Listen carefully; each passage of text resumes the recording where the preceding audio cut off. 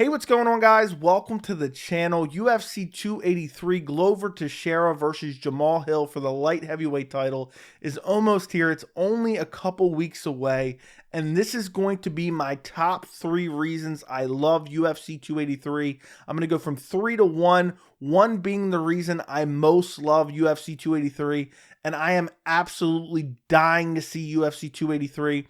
But this is a video that I do for every single UFC pay-per-view, and I've already done the top 3 reasons I hate UFC 283. If you want to check that out, I'll link it down in the description.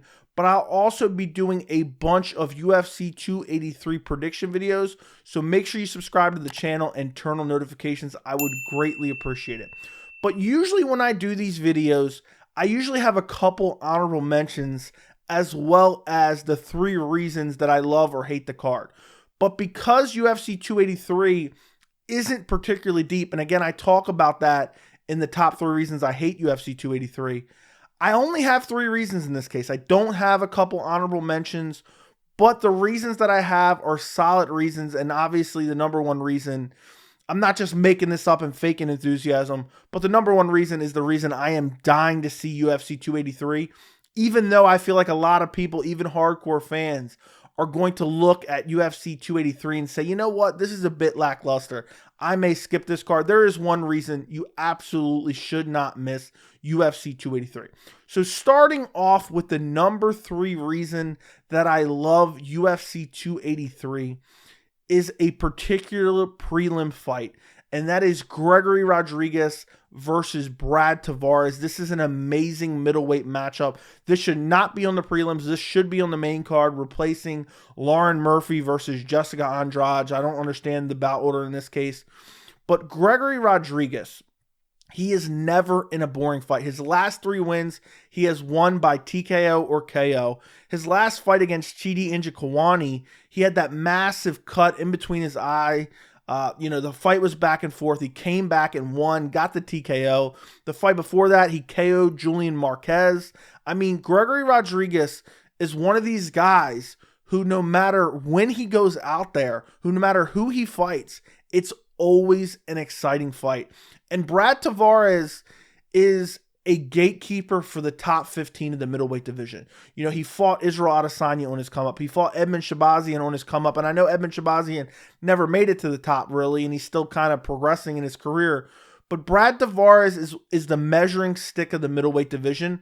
And now that Gregory Rodriguez has reeled off some decent wins, they are testing him against Brad Tavares. And if Gregory Rodriguez can get past Brad Tavares, most likely we will see Rodriguez in the top 15 of the rankings very soon. I mean, Brad Tavares' last fight was against Dricus du Plessis. And, even Brad Tavares, in most of his fights, win or loss, they are exciting fights. So I'm really looking forward to Gregory Rodriguez versus Brad Tavares. It's an excellent prelim fight. It means something in the middleweight division if Gregory Rodriguez is ever going to become a contender in the middleweight division, which we need more contenders within the middleweight division. And I'm really looking forward to this matchup. I think it's a fan-friendly matchup. I think it's an exciting fight, and I think it's a meaningful for the division. So I'm really looking forward to this fight. Another thing I'll kind of lump in here, but I'm not going to spend too much time talking about it because I don't think it's an excellent matchup or a super exciting matchup. But Terrence McKinney is on the prelims as well. The prelims are not particularly deep, especially when you start comparing them to UFC 282 or UFC 281 or UFC 280. They are not particularly deep, but I'm really excited to see Terrence McKinney fight again. I wish it was against a different opponent. There was people talking about for a while Terrence McKinney versus Paddy Pimblett, which would have been an amazing matchup to see. But I guess, after what we just saw with Jared Gordon, obviously that was just last month. That wasn't going to happen.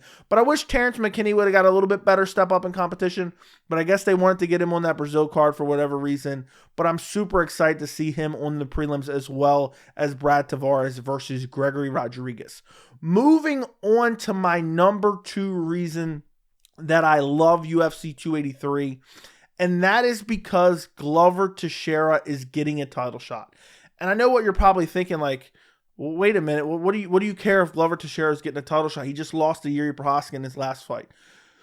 Glover Teixeira is an excellent fighter. He's an elite fighter. He's getting up there in age. He lost his belt to Yuri Prochazka back at UFC 275 last year. And this was a fight that Glover was up on the scorecards. And Yuri somehow goes from being full mounted in the 5th round with about 30 seconds, 45 seconds to go, to ends up rear naked choking Glover Teixeira in the 5th round. Absolutely crazy finish. Phenomenal fight. Glover was up on the scorecards. And, I was a little bit, does he deserve a rematch? Does he not? I think he did deserve the rematch, even though that would have been his first title defense. He had just defeated Jan Blachowicz.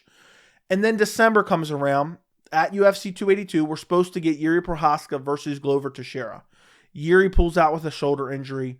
They try to get Glover Teixeira versus Magomed Ankalaev. And Glover says, I don't want to fight Ankalaev on short notice. And some people are going to trash him for that. I absolutely do not blame Glover for that at all. It's a super tough matchup. You're trying to get your belt back. This might be your last chance. You're in your mid-40s or damn near your mid-40s. I understand why he didn't take the matchup. But basically, after that point, after he turned down that fight, and the UFC decided, well, Magomed Ankalaev versus Jan Blachowicz will be for the vacant light heavyweight title, I thought Glover Teixeira may never fight for a belt again. He's getting up there in age. He's almost 44 years old. He'll turn 44 in 2023. I thought there is a chance he turned down this fight, probably pissed Dana White off because he's petty. I said he may never fight for a light heavyweight title again.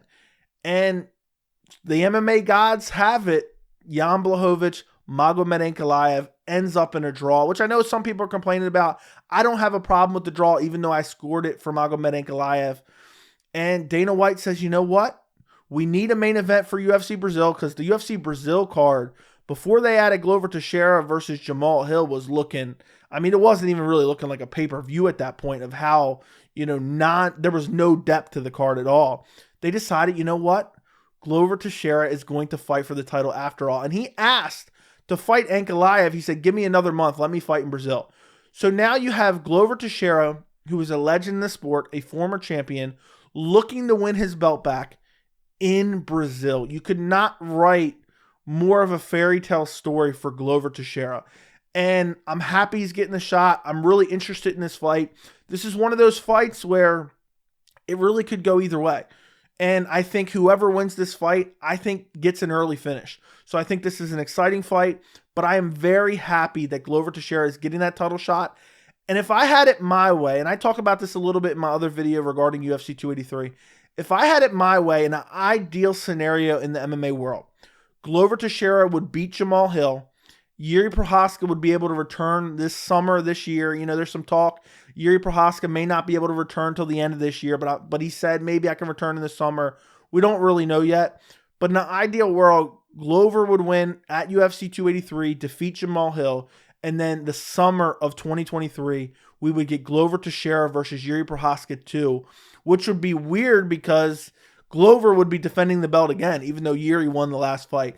But Glover Teixeira versus Yuri Prochazka 1 was one of the best fights I've ever seen in my entire life. Constant momentum shifts. Having a guy come back in the 5th round when he's most likely down on the scorecards. Multiple sequences where there was almost finishes. How can you not want to see that again? And I feel like whatever happens at UFC 283, whether Glover wins or he loses, if he never ends up rematching Yuri Prochazka in 2023, I think it's going to be a bit of a travesty. I think it's going to be one of those things where it's going to be really upsetting that we never got to see a rematch of one of the best fights we've ever seen at UFC 275. And Glover doesn't have much longer in this sport. He's damn near 44 years old. So I'm happy he's getting a shot at the light heavyweight title. He does deserve it. Moving on to the number one reason I love UFC 283. And guys, do me a favor, if you enjoy these videos, make sure to like the video, make sure to subscribe, and make sure you turn on notifications. I would greatly appreciate it. But the number one reason I love UFC 283 is because we are getting Deiveson Figueiredo versus Brandon Moreno 4. And some people may say, oh, that's just a generic reason. But this fight almost didn't happen, People were saying, oh, they already fought 3 times. We don't want to see it again. There was a lot of fans saying that, which I think you're crazy if you're saying that. And then Deiveson Figueiredo was saying, I don't want to fight Brandon Moreno anymore. And then supposedly he was injured. We never really got a clear, concise answer on that. And Brandon Moreno ends up fighting Kai Kara-France back at UFC 277. Kai Kara-France is a very dangerous opponent. And Brandon Moreno could have easily lost that fight. He ends up winning via 3rd round TKO. But there was a chance we never got to see this because Figgy was saying, I might go up to bantamweight and this and that. They are 1-1-1. You have the initial fight, which was an amazing fight. I mean, what an incredible matchup we had back at UFC 256 back in 2020, December of 2020. Both guys, by the way, people forget, came in on a month's notice. They fought at the previous pay-per-view card at UFC 255. Both got wins there, get the call, fight a month later in a championship fight. Incredible fight. Had there not been the point deduction, Figgy would have most likely got the win. But because of the point deduction, and it was a very close fight regardless, it ends up being a draw. Then they decide to do the rematch at UFC 263.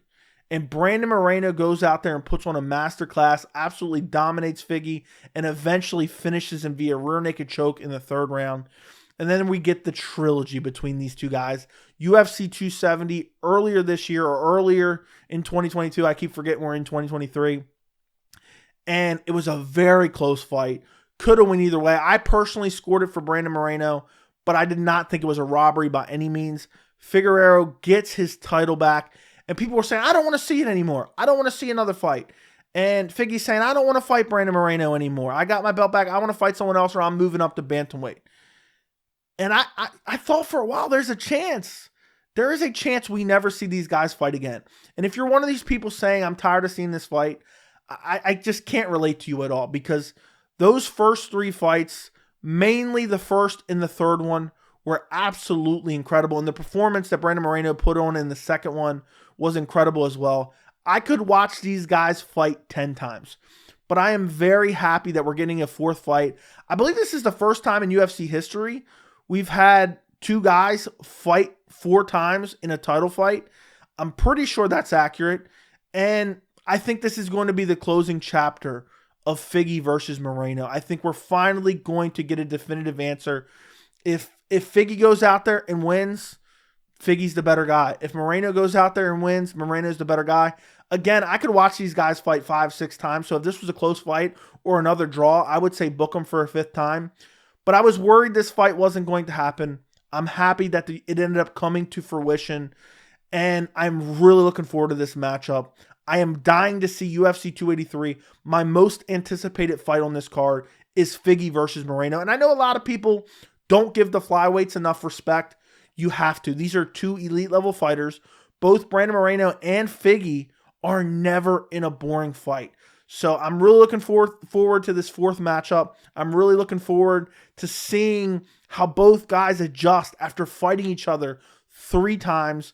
And this was a fight that could have easily went to the wayside. We could have seen Kai Kara-France defeat Brandon Moreno. We could have saw the UFC, kind of waver to the pressure of Figgy saying, I don't want to fight Moreno again. And they could have made Figgy versus Kai Kara-France last year, because there was no real clear answer that Deiveson Figueiredo was injured or whatever. I'm happy this fight is happening. It's one of the best fights the UFC can make. It's not getting enough attention because they're flyweights. Fans don't respect them enough just because they're the smaller guys. But you should absolutely tune in for UFC 283 just for this fight alone. And I'm looking forward to both guys putting their skill sets on display. Both guys elite level fighters. Both guys super well-rounded. And I cannot wait to see how Figgy versus Moreno 4 plays out. That's my number one reason why I love UFC 283. Let me know what you guys think about this down in the comments. Am I missing anything? Did I miss any reasons that I should have had on this list? What do you guys think of my list? Thank you so much for watching, and I will see you in the next video.